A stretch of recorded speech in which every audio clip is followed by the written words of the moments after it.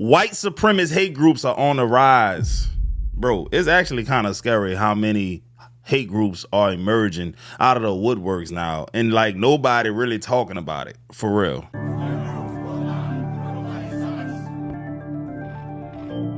Yeah, this is crazy. Unfortunately, since the Unite the Right rally, we have seen a number of alt-right style white supremacists engage in murderous rampages, not just killing one person, but often engaging in major shooting sprees, as we've seen in Pittsburgh, in El Paso, in Buffalo, and elsewhere. This small number of lone wolf white supremacists just causing tremendous grief and anguish for entire communities. The unfortunate fact is, it doesn't take a lot of extremists to cause problems far disproportionate to their numbers. And so there's no minimum safe number of hardcore white supremacists that we can have, because even one can go out and commit an atrocity.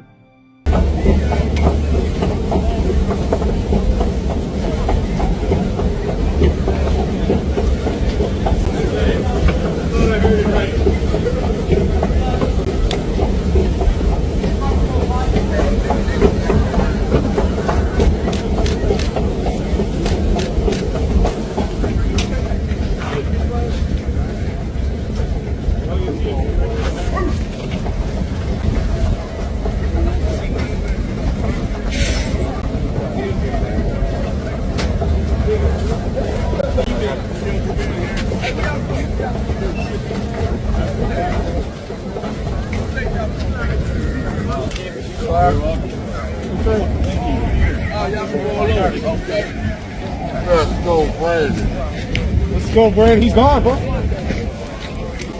Brandon, man. Here you go, young man. And the absolutely mind-boggling thing about that is this. That is not an isolated event. This is common, y'all. The only thing is they don't really publicize it. They don't put it out there for us common folk to see it. They try to keep this thing under wraps. You get what I'm saying? So that they don't promote a whole bunch of panic. Because if every black person knew that this was going on, I mean, at scale and how large this movement is, it'll be a whole lot of disruptive activity going on right now. Real talk. When people hear white supremacy, generally in America, they think hoods, robes, the KKK.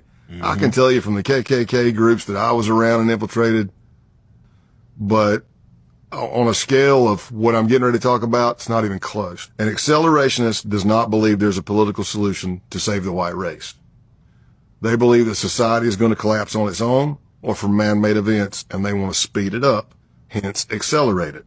But their belief system they call siege culture. James Mason is a longtime white supremacist, wrote a book called Siege. Don't go buy it or try to, because you'll probably show up on the FBI's list. Siege culture looks at guerrilla warfare tactics. We're going to stay hidden. We're going to cause chaos through maybe you kill a lefty journalist, maybe you kill an Antifa type, non-whites, blacks, Jews, poisoning water systems, taking down power supplies, derailing trains. Anything to kick off, they may have changed the terminology now, but it was called the Boogaloo.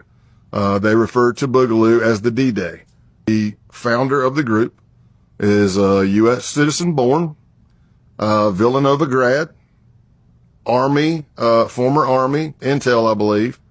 Can't y'all tell by now that this is all deeply rooted in fear? And then that turns into hate. And then they try to justify it by saying it's just self-preservation. It's a trend, bro. And at some point had contracted into the Department of Justice. Originally, we had heard FBI, but I never clarified which department. C-E-L-L, to me, was in North Georgia. Here's what's crazy. Al-Qaeda, translated to English, is the base. Oh, okay. Al-Qaeda's MO was 3 to 5 man cells all over the world, training, waiting for the phone call for D-Day.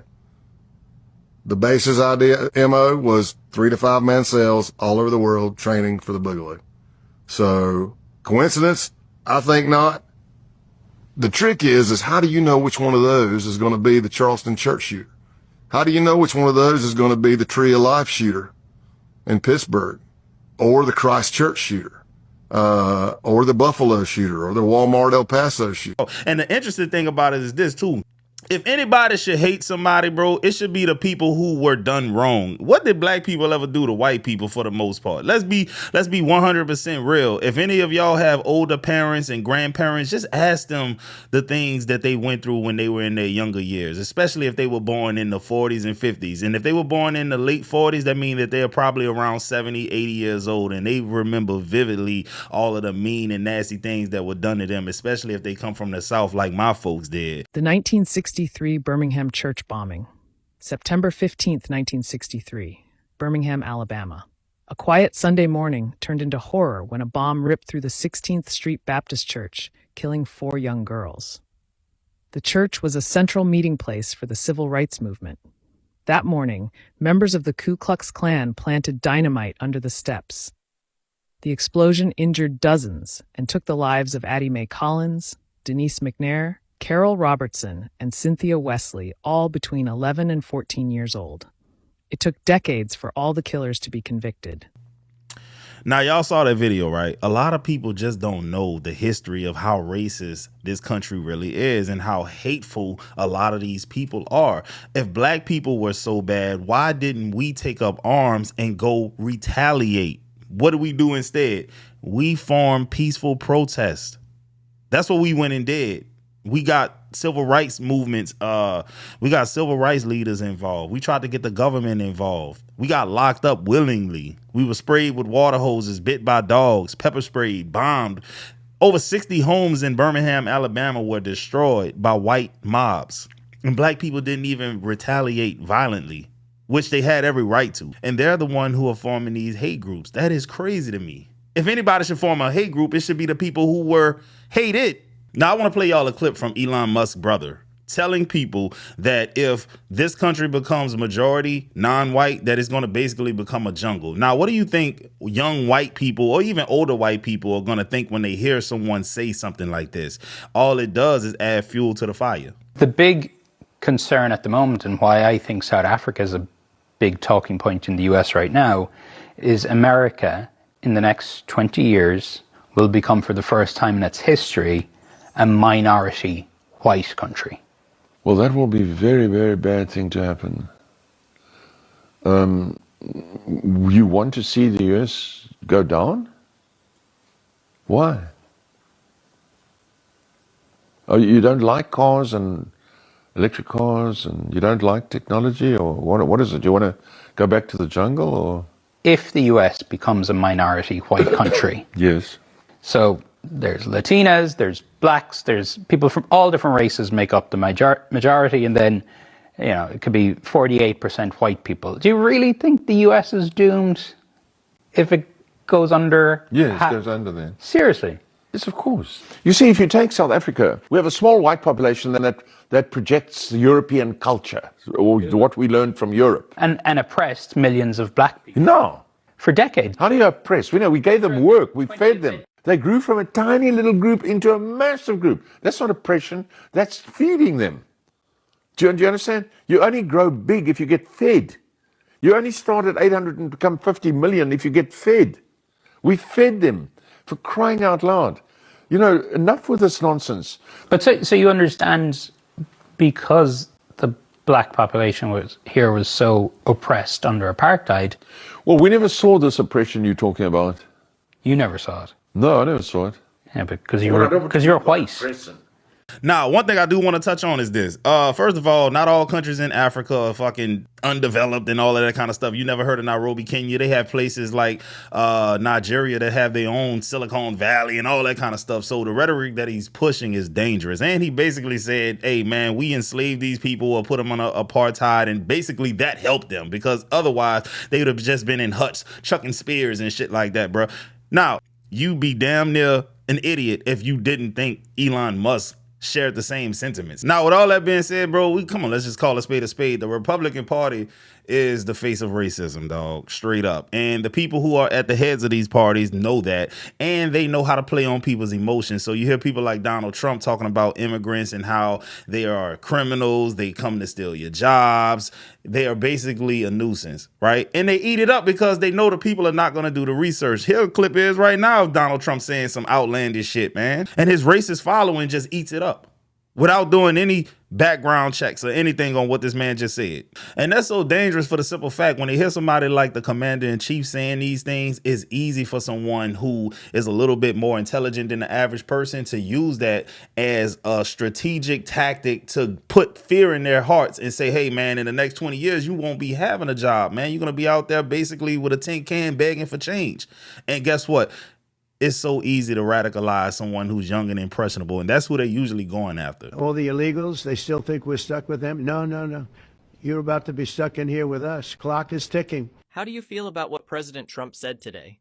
Continue watching for the many names for places similar to Alligator Alcatraz. So I'd scream if I were you. Skedaddle. Vamoose, leave while you still can. Alligator Alcatraz is just the beginning. Next up is Shark Shawshank. Sharks, very dangerous, not the most reasonable of beasts. Some of you have seen the Discovery Channel and know what I'm talking about. Shark Week, very exciting. We'll live stream escape attempts, justice and economic stimulus in one. Rikers with grizzly bears is an option as well. We could use a snappier name, but the concept is strong to very strong in a big way, quite frankly. Look, when I watched this clip just now, I couldn't help but notice the evil smirks on the people behind him faces. These are the people in the comment section of these videos of people getting stripped away from their families, getting brutalized by ICE, who are saying, good, job well done, that's patriotism, all of that kind of stuff. It's really hateful. Now, these are the people who are in these hate groups. More recently, Americans have been watching videos of ICE tackling a young mother, tear gas being used in a Chicago residential neighborhood, and the smashing of car windows. Have some of these raids gone too far? No, I think they haven't gone far enough because we've been held back by the judges, by the liberal judges that were put in by Biden and by Obama. You're okay with those tactics? Yeah, because you have to get the people out. You know, you have to look at the people. Many of them are murderers. Many of them are people that were thrown out of their countries because they were, you know, criminals. Well, you promised in your campaign that you were going to deport the worst of the worst. Violent criminals, rapists. Well, that's what we're doing. But a doing. lot of the people that your administration has arrested and deported aren't violent criminals. Landscapers, nannies, construction workers, landscapers farm who are criminals. workers. Yeah. No, look. The family of U.S. service members. I need landscapers and I need farmers more than anybody, okay? Is it your intent to deport people who do not have a criminal record? We have to start off with a policy, and the policy has to be you came into the country illegally, you're going to go out. However, you've also seen you're going to go out, we're going to work with you, and you're going to come back into our country legally. You know what else is mind-boggling? There's a whole bunch of evidence on the internet that you can go readily find right now that proves that immigrants really are not that big of a problem like they make them out to be. And even if they watch those clips, they watch the videos, they read the articles, they still deny the fact. It's crazy. You cannot convince these people that immigrants and black people are not the problem. They can watch a video like this one that I'm about to show you right now and still leave out of there and say, I just don't agree with that. After mass deportations, you might expect that there are thousands of additional jobs for U.S. workers, but your research doesn't really show that that happens. Can you just explain why mass deportations cause such economic harm, such job loss for U.S. workers? So there are several reasons. One of which I think is widely understood by the American people, but the others not so well understood. The one that's well understood is people often say, oh, well, unauthorized immigrants take jobs that Americans aren't willing to do, so if you remove them, the Americans aren't going to go. Someone who lost their job in a factory in Maine is not going to go to the Central Valley of California to pick fruits and vegetables. People get that point. But there are several other, arguably even more important reasons why this is happening. One is a simple issue that we refer to as the demand side effect, which is not complicated at all. But there are about 8 million unauthorized workers in the United States. They earn hundreds of billions of dollars every year. They spend that money on food, clothing, stores, rent, et cetera, et cetera. And if you take those people out, those hundreds of billions, they're going to lose their jobs, lose their income, and that hundreds of billions of dollars of spending goes away, which means Americans American businesses are going to sell hundreds of billions of dollars less, which means they're going to cut back on production, which means they're going to cut back on their workforces, which mean American workers are also going to lose their jobs. There's a second, probably even more important issue, and that is that people seem to think that unauthorized immigrants are simply close substitutes for American workers. That's not the way the work goes. People have been studying this now for the last 20 plus years and have found that, in fact, in most cases, unauthorized immigrants are not substitutes, but they're what we call complementary workers. They work in conjunction with other workers, not in competition with them. And what happens is if you strip out, for example, in a restaurant, the 3 or 4 workers in the back who are chopping the vegetables, cleaning the bathrooms, etc., and you can't replace them, then the American worker who may be overseeing the restaurant, who may be a waiter or waitress, they lose their jobs as well. All of you can understand that. All of you have staff. You have excellent staff. If we suddenly take away 25% of your staff, you're not going to be as productive as you are now. You're going to not do as well. So the problem is that we find that when you take out these hundreds of thousands of undocumented workers, not only do they lose their jobs, authorized immigrants often lose their jobs, and American citizens lose their jobs, usually in roughly equal numbers. You know what it is? If you the type of person that want to join a white supremacist hate group, you a loser and you have victim mentality. It is what it is because the evidence does not suggest that your reasoning is logical. If you actually did the research and put the work in, you'd be like, damn, I'm kind of delusional, man. These people don't even live where I live. They don't work the jobs that I want to work. They don't live the life that I aspire to live. But then you have these type of people that I'm about to show you. These are who make up these white hate supremacist groups. I have put in 477 applications over the last 2.5 years, not even gotten a call back once. Why do you think? I do not have a degree. I live in an area where the physical job market is very limiting. Does your family live there? Mom, dad, everybody's in that same city? Everybody was at one point. Okay. Most of them are dead now. Sorry to hear. It is what it is. It's poverty. We're kind of used to that on this side. Why do you feel like you're a victim? The way you speak? Because I exist. What do you have on your resume? What do you offer? Transportation expertise, logistics expertise. How about I interview and I give you a job? And let's see what you do 90 days later. Okay. I'll look up your company and all that kind of stuff. So watch what you just did. You just said you applied to 477 companies who's not gotten back to you. Yeah. A business owner just made an offer to you. You became selected. What if I gave you a job, period, and I paid you a reasonable wage? Are we talking a livable wage or a reasonable wage? What do you and make whose right version now? of reasonable are we What do you talking make about? right Your now? version of reasonable or my version of But reasonable? you're trying to get a job and you're being selective. It's going to work against you. I'm My more than offer's more. off. Now, I don't know about y'all, but that seemed like a real world example of victim mentality, right? Sounds like a person that don't want to pull themselves up by their bootstraps, making every excuse under the sun. Yeah, these are the very people who follow the thousands of hate groups on Twitter or X, always complaining about black people, always posting the worst of black people. You notice that there aren't any real groups on the internet about white people doing messed up things, like talking about it. Like, honestly, go out there and just find these types of pages. But the black ones, the Hispanic ones, the Indian ones, where people of whiteness go to just talk shit about them, man, they're infinite. Real talk. There is no shortage. Real fucking talk. Now, look, this is something that I think y'all really need to see. White hate groups in the U.S. from 2020 to 2024. Look at this shit.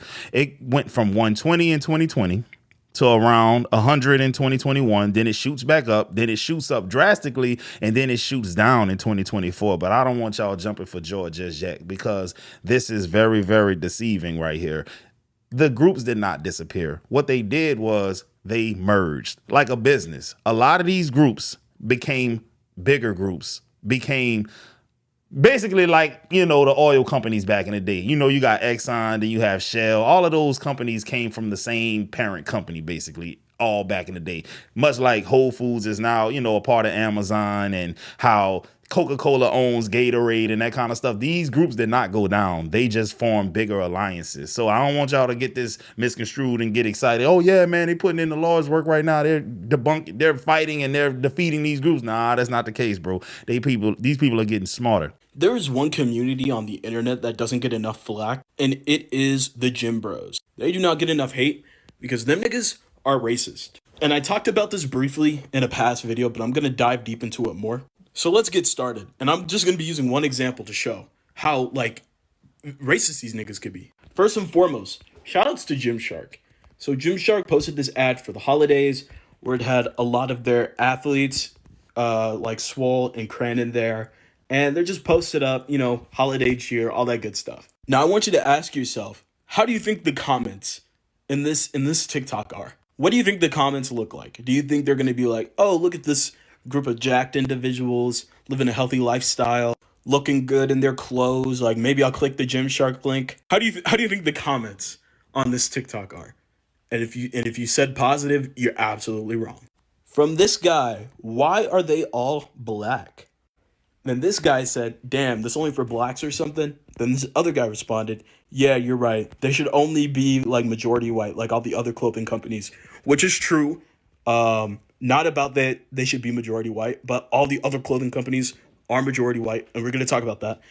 And this guy responds with, LMAO, better than y'all ugly asses. I'd rather see Asians or Chinese people than y'all little crybabies. This other guy said, must be Jim Dark. Someone said Alpha Lead is far better.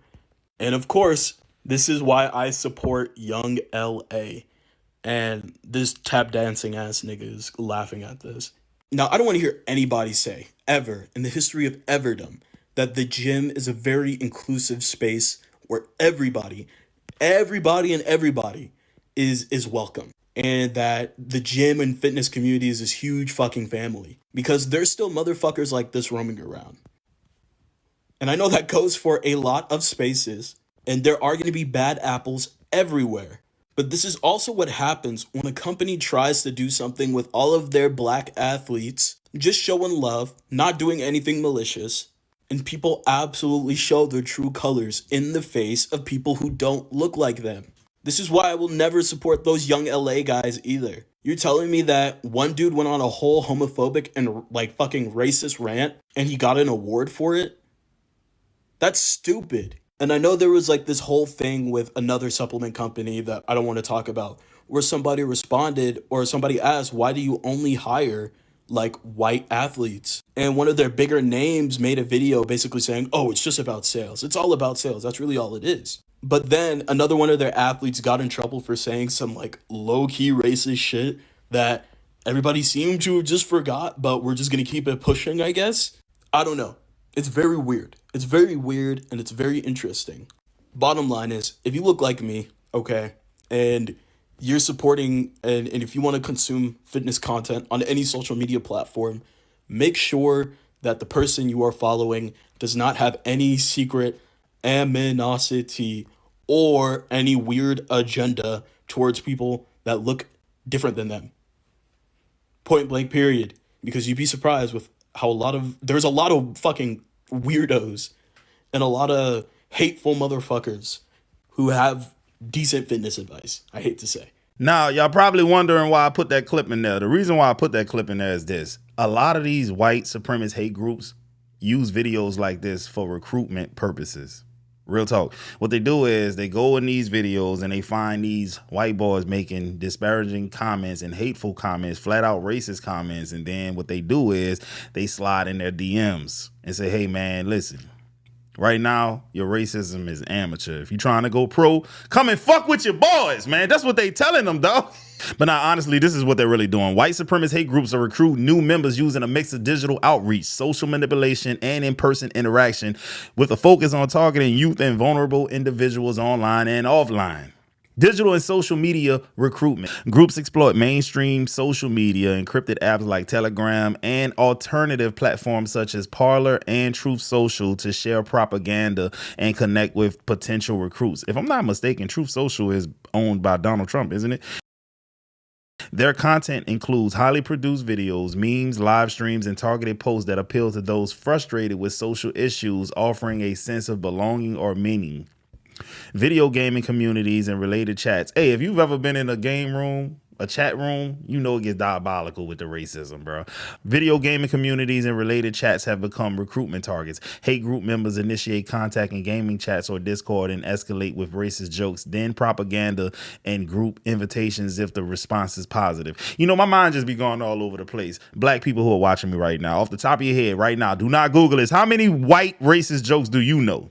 Jokes about white people. I'm going to guess less than 2. Most white people that I've come across, know a shitload of white jokes, black jokes about us, bro. I'm just calling a spade a spade. That's how they crack the ice, man. They tell them a funny racist joke. Hey, man, hey, what you thought that was funny? Well, I got more of that. Where that comes from, goddammit. And you know the shit getting bad. They even got white boys calling out this shit. You know what's crazy?